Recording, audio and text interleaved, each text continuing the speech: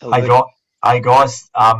Just want to welcome you to Hardball Chats. I'm Simon McPhee. I've come off the bench today because Corny's busy, and we're very lucky to have a special guest, Dale Robinson. So hi Dale, nice to Okay, nice to have you here. thank you. Dale's current senior coach at VFL W Team Southern Saints, but I'm just going to go through quickly a bit of Dale's background, and then we'll just start having a chat.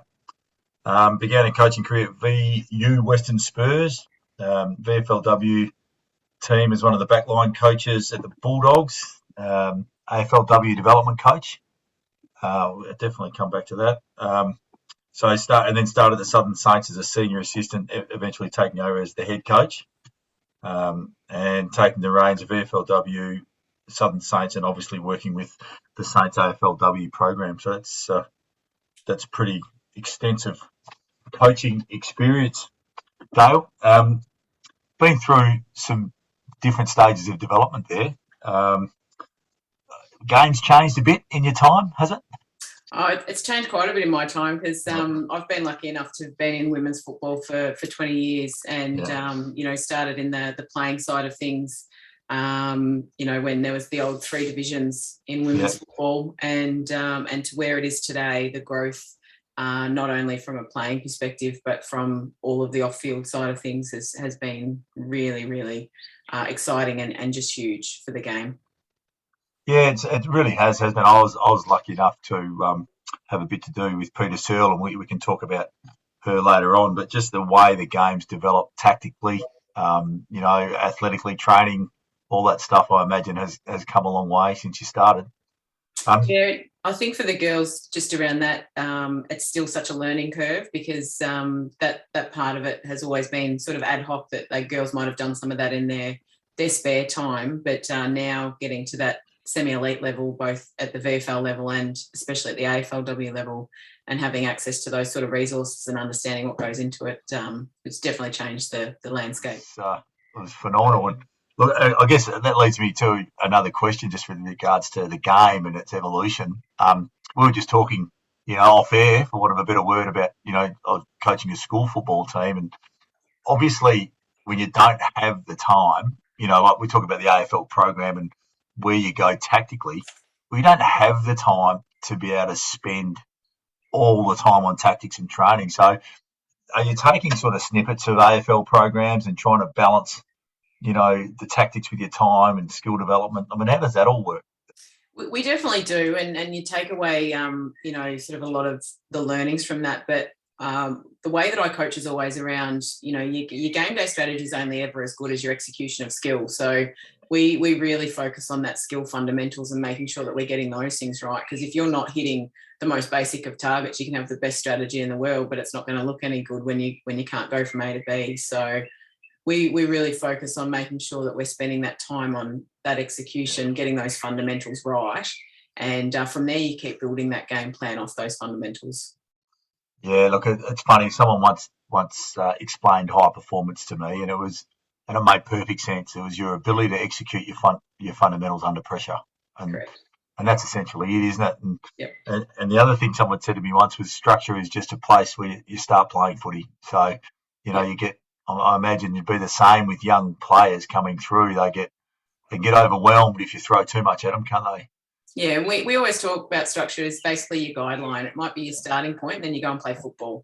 Yeah, And from there, you've got certain things that you'll work on during the week and the way that you'd like to see the game played. So you'll have a bit of structure around that. But at the same, footy's a game of mistakes. So it's about making sure that at the end of the day, you've probably got the least mistakes on the board to win the game. yeah, and you don't live in that mistake for too long. No. What does culture mean to you?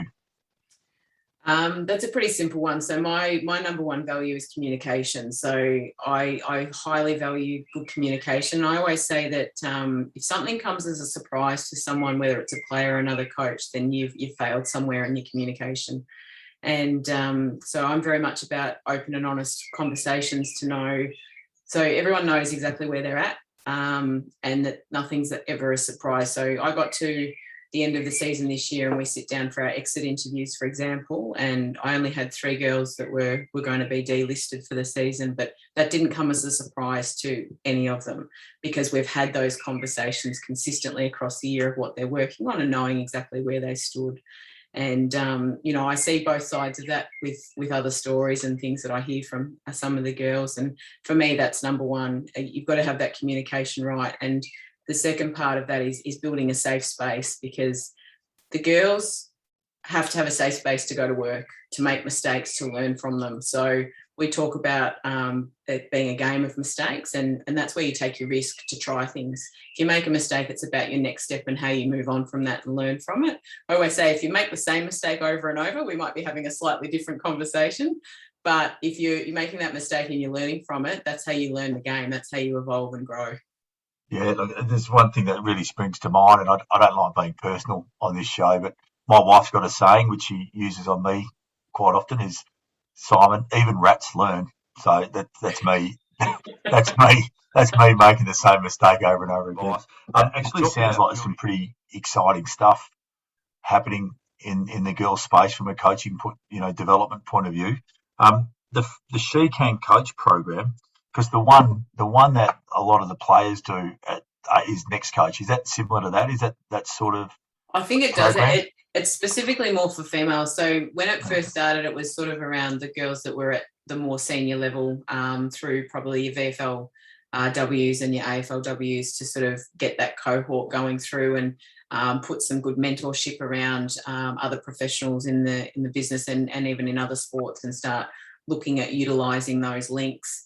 And then it started to develop at those next levels. So starting getting through your pathways and then starting to get through some of your senior local coaches. So it's really starting to try and broaden its reach across, female coaches coming in at many different levels. And the other thing was that there are some really great senior women's coaches coming through, and there's quite a few in the AFLW pathways at the moment in terms of development coaches and assistant coaches, and there are female coaches that are ready to take that next step in the even now and in the next couple of years. So I think sometimes what we forget is that whilst there've been some great female coaches around for a while, that next level and probably the volume of those coaches coming through that are really ready for those senior roles are coming through now and will be ready.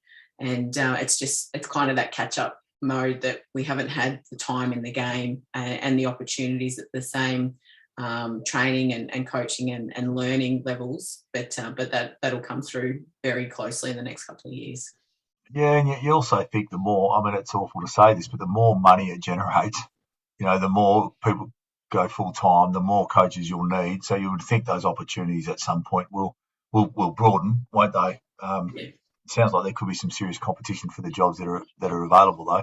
Absolutely.